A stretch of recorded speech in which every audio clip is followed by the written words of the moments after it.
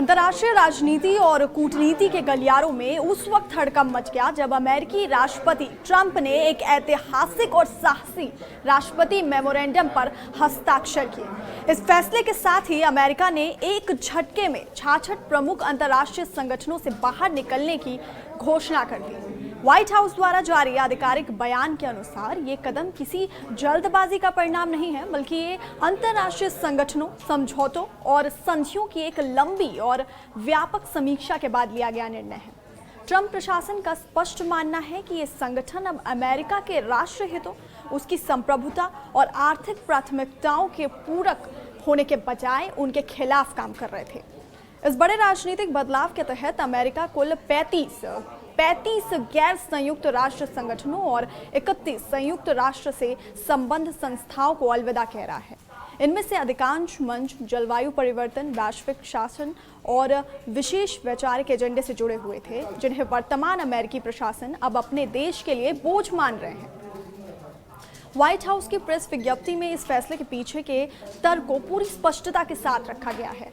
प्रशासन का कहना है कि अमेरिकी करदाताओं का पैसा उन संस्थाओं पर खर्च किया जा रहा था जो न केवल अक्षम थीं, बल्कि वैश्विक एजेंडे को अमेरिकी प्राथमिकताओं से ऊपर रख रही थीं। राष्ट्रपति ट्रंप की अमेरिका फर्स्ट नीति इस फैसले का मेन पॉइंट है। सरकार का उद्देश्य इन संगठनों को दी जाने वाली भारी भरकम फंडिंग को रोकना और उस कीमती संसाधन को वापस देश के भीतर लाना है। व्हाइट हाउस ने स्पष्ट किया कि अब इस धन का उपयोग अमेरिका के बुनियादी ढांचे यानी कि इंफ्रास्ट्रक्चर को आधुनिक बनाने, राष्ट्रीय सुरक्षा को अभेद्य बनाने और देश की आर्थिकी मजबूत को नई ऊंचाइयों पर ले जाने के लिए किया जाएगा। ये संदेश दुनिया के लिए साफ है। अमेरिका अब केवल उन्हीं अंतर्राष्ट्रीय मंचों पर अपनी उपस्थिति दर्ज कराएगा जहां उसे ठोस लाभ दिखाई देगा और जहां उसकी संप्रभुता के साथ कोई समझौता नहीं होगा। इस फैसले की सबसे बड़ी और चौंकाने वाली गाज इंटरनेशनल सोलर अलायंस यानी कि ISA पर भी गिरी है। भारत और फ्रांस के नेतृत्व वाले इस महत्वाकांक्षी और गठबंधन से अमेरिका ने खुद को पूरी तरह से अलग कर लिया है। ISA की कहानी साल 2015 के पेरिस जलवायु सम्मेलन से शुरू हुई थी, जब प्रधानमंत्री नरेंद्र मोदी और तत्कालीन फ्रांसीसी राष्ट्रपति ने मिलकर दुनिया को स्वच्छ ऊर्जा का एक नया रास्ता दिखाया था। भारत के गुरुग्राम में मुख्यालय वाले इस संगठन का मुख्य उद्देश्य उन देशों में सौर ऊर्जा को बढ़ावा देना है। ISA ने सौर तकनीक की लागत कम करने, निवेश जुटाने और ग्रीन एनर्जी फाइनेंसिंग जैसे क्षेत्रों में शानदार काम किया है। लेकिन ट्रंप प्रशासन की नज़र में कट्टर जलवायु नीतियां और वैश्विक शासन के ये मॉडल अमेरिकी आर्थिक ताकत और संप्रभुता के लिए खतरा है। उनका मानना है कि ऐसे संगठन अक्सर अमेरिका पर वैचारिक और वित्तीय बोझ डालते हैं, जिससे अमेरिकी उद्योगों की प्रतिस्पर्धात्मक शक्ति कम होती है। राष्ट्रपति ट्रंप ने इस मेमोरेंडम के जरिए ये दोहराया है कि उनका प्राथमिक कर्तव्य अमेरिकी नागरिकों की रक्षा करना और ये सुनिश्चित करना है कि अंतर्राष्ट्रीय भागीदारी से अमेरिका को लाभ मिले, न कि केवल प्रतिबद्धताओं का पहाड़ व्हाइट हाउस के ऊपर गिरे। व्हाइट हाउस के अनुसार कई संगठन आज वैश्विक शासन और वैचारिक कार्यक्रमों को बढ़ावा देने के केंद्र बन गए हैं, जो अमेरिकी मूल्यों और उसकी स्वतंत्र कार्यशैली के खिलाफ जाते हैं। इस फैसले से वैश्विक राजनीति के समीकरण पूरी तरह बदलने वाले हैं। जहां एक तरफ विशेषज्ञ इसे अमेरिका के आइसोलेशन की ओर बढ़ते एक कदम के रूप में देख रहे हैं, तो वहीं ट्रंप समर्थक इसे देश के संसाधनों का सुरक्षा और स्वाभिमान की बहाली के रूप में इसको देख रहे हैं।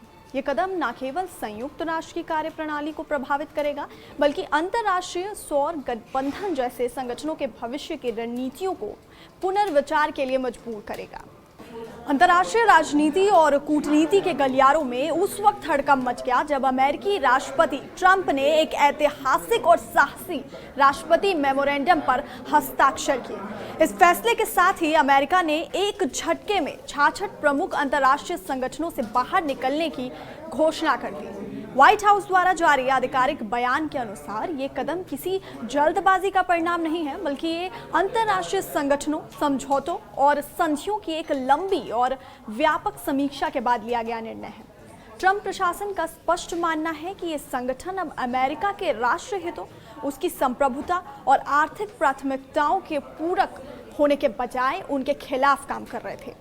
इस बड़े राजनीतिक बदलाव के तहत अमेरिका कुल 35 गैर संयुक्त राष्ट्र संगठनों और 31 संयुक्त राष्ट्र से संबद्ध संस्थाओं को अलविदा कह रहा है।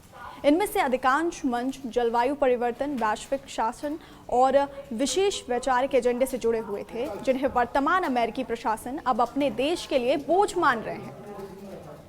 व्हाइट हाउस की प्रेस विज्ञप्ति में इस फैसले के पीछे के तर्क को पूरी स्पष्टता के साथ रखा गया है।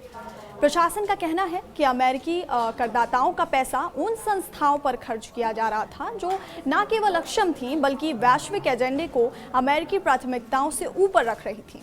राष्ट्रपति ट्रंप की अमेरिका फर्स्ट नीति इस फैसले का मेन पॉइंट है।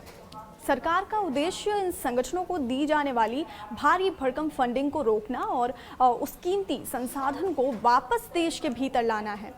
व्हाइट हाउस ने स्पष्ट किया कि अब इस धन का उपयोग अमेरिका के बुनियादी ढांचे यानी कि इंफ्रास्ट्रक्चर को आधुनिक बनाने, राष्ट्रीय सुरक्षा को अभेद्य बनाने और देश की आर्थिकी मजबूत को नई ऊंचाइयों पर ले जाने के लिए किया जाएगा। ये संदेश दुनिया के लिए साफ है। अमेरिका अब केवल उन्हीं अंतर्राष्ट्रीय मंचों पर अपनी उपस्थिति दर्ज कराएगा जहां उसे ठोस लाभ दिखाई देगा और जहां उसकी संप्रभुता के साथ कोई समझौता नहीं होगा। इस फैसले की सबसे बड़ी और चौंकाने वाली गाज इंटरनेशनल सोलर अलायंस यानी कि ISA पर भी गिरी है। भारत और फ्रांस के नेतृत्व वाले इस महत्वाकांक्षी और गठबंधन से अमेरिका ने खुद को पूरी तरह से अलग कर लिया है।